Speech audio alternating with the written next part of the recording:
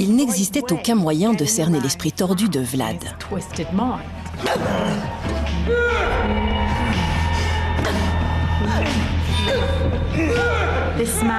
C'était un homme versatile, erratique, et qui prenait ses décisions de façon totalement arbitraire. Les moines qui attendaient dans la cellule savaient qu'ils allaient devoir affronter le jugement de Vlad, mais ils ne pouvaient pas savoir comment jouer la partie.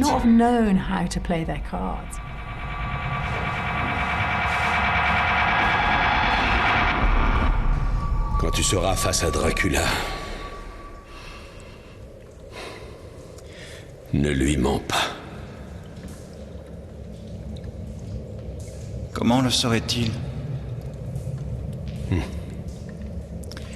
Comment saura-t-il si je mens? Il le découvrira.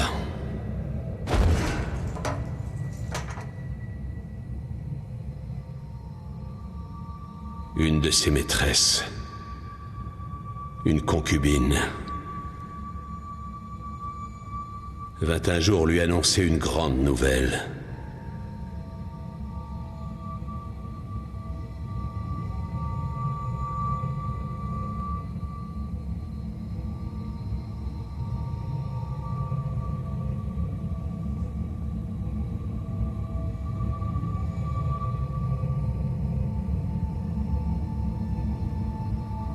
Mais Vlad n'en crut pas un mot. Il la fit examiner pour s'assurer qu'elle était vraiment enceinte.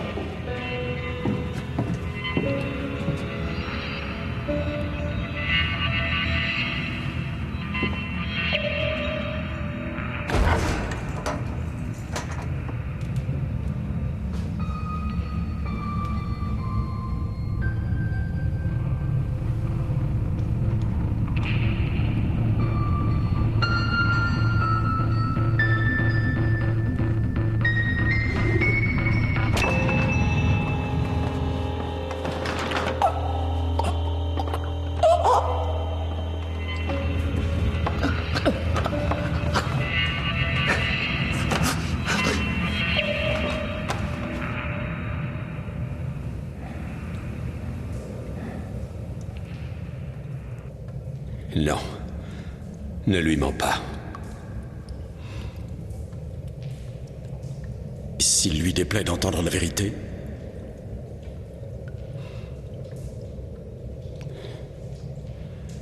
Tu mourras au moins dans la dignité. Nous sommes les serviteurs de Dieu. Nous disons la vérité.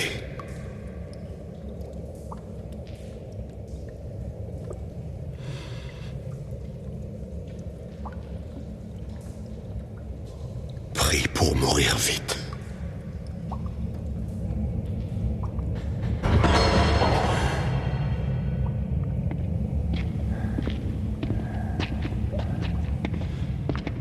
L'heure est venue.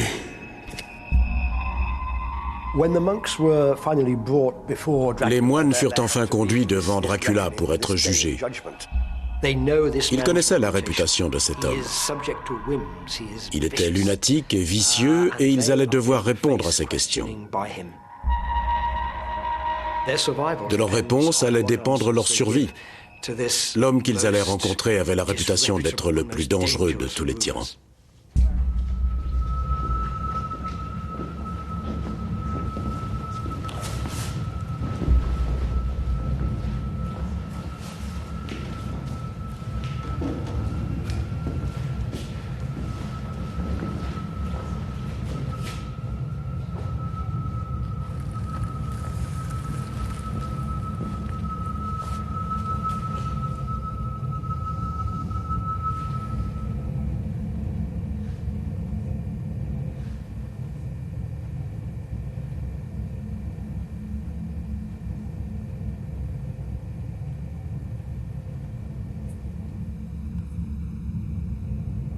Domine virtutum ne de delinquas nos orphanum sed mite promissum Patris in nos Spiritum veritati Alléluia.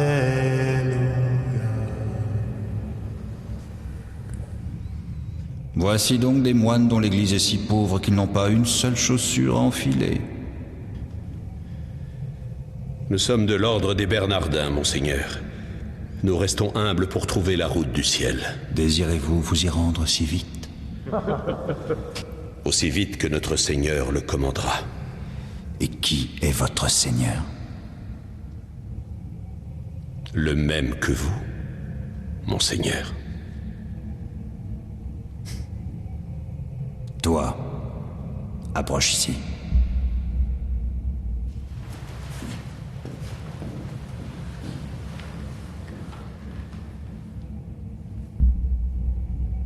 Dis-moi, où crois-tu que j'irai quand je quitterai la vie terrestre? Réponds-moi! Dis-le-moi, ou bien je t'exécute. Lentement.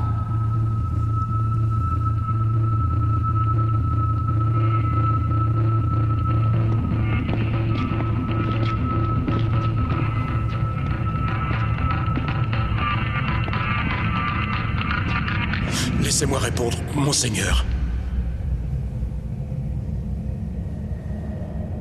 J'écoute.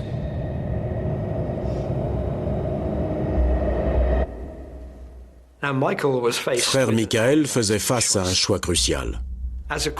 Sa foi chrétienne lui enseignait que Vlad irait brûler en enfer pour l'éternité.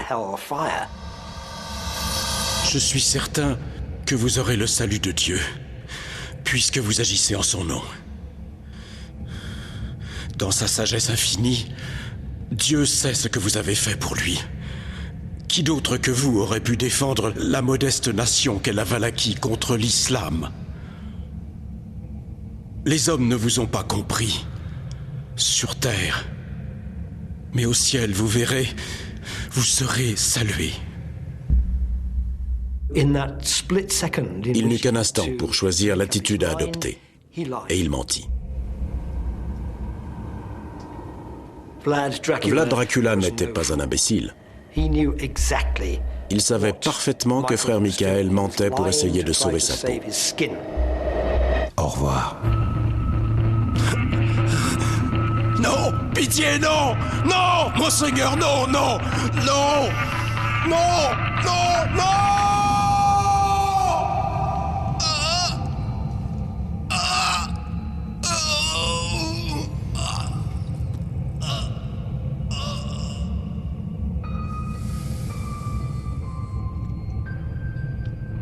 Alors, mon petit, viens plus près.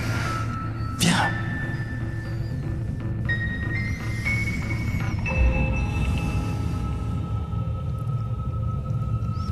Est-ce que tu vas me mentir aussi? Non. Non, tu es encore pur. Tu es encore tellement pur. Dis-moi la vérité.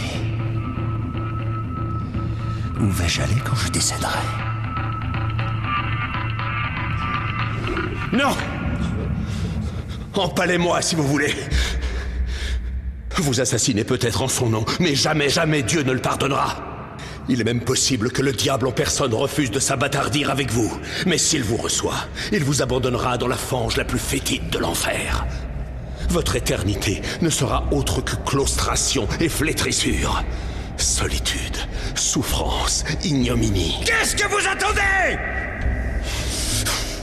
Donnez-moi ça! Donnez ses jambes!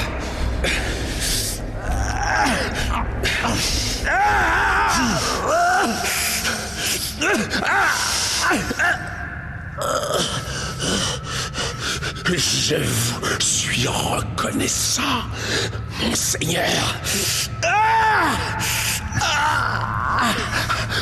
Vous m'ouvrez la porte qui conduit à mon vrai Seigneur.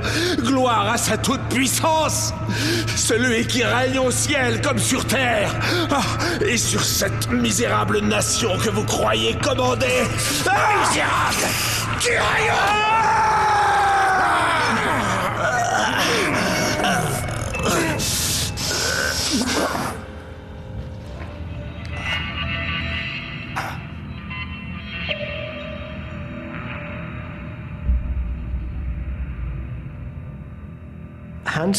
Hans savait qu'il allait mourir, et c'est pourquoi il tint tête à Vlad. Je me plais à penser que pour lui, c'était une victoire. Il considéra certainement cet instant, juste avant de mourir, comme une grande victoire.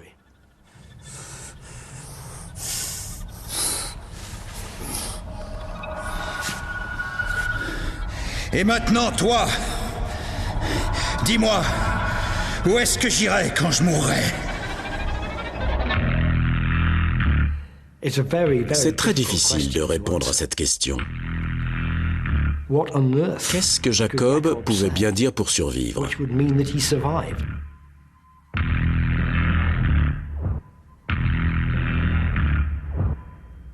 Nous ne connaissons pas la réponse de Jacob. Elle n'est pas consignée. Mais quelle qu'elle fût, il a survécu.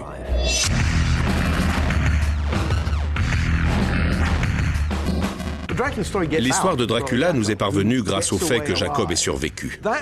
C'est la raison pour laquelle le nom de Dracula est inscrit en lettres de sang dans les archives.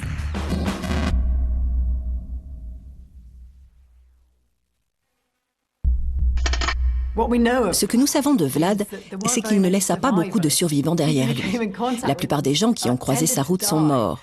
C'est pourquoi le témoignage du novice Jacob est une source particulièrement précieuse. Il n'avait que très peu de chances de s'en sortir, mais il a réussi, et grâce à cela, nous avons aujourd'hui cet incroyable récit sur la personnalité de Vlad l'Empaleur. L'histoire du vrai Dracula a été reprise par Bram Stoker sur de nombreux points. Il y a tout d'abord le lieu de l'action. La Transylvanie fait partie de la Valachie, le royaume de Vlad. Ensuite, il y a le pieu. La seule façon de tuer un vampire est de lui planter un pieu dans le cœur. Et l'image d'un corps humain traversé d'un pieu faisait en effet partie du quotidien de Dracula. Il y a également l'obsession du sang, qu'on associe naturellement aux vampires, et à Vlad. Peu lui importait la quantité de sang versé. Enfin, il y a son nom, Dracula, qui aujourd'hui sonne comme un chant funèbre. Il signifie le fils du diable. Ce diable est bien entendu une créature terrifiante, emplie de haine et impossible à arrêter. C'est exactement l'image que nous avons du véritable Vlad Dracula.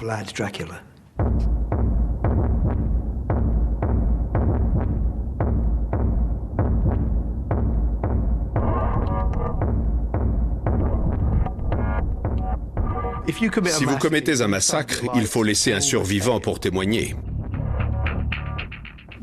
Le frère Jacob fut ce survivant. S'il était mort, nous ne saurions sûrement pas aujourd'hui qui était Dracula. En définitive, je pense que Vlad a fait le choix de laisser partir Jacob. En laissant ce jeune moine raconter sa macabre histoire, il délivrait un message. Voici l'homme le plus terrifiant sur Terre. Ne vous en approchez pas.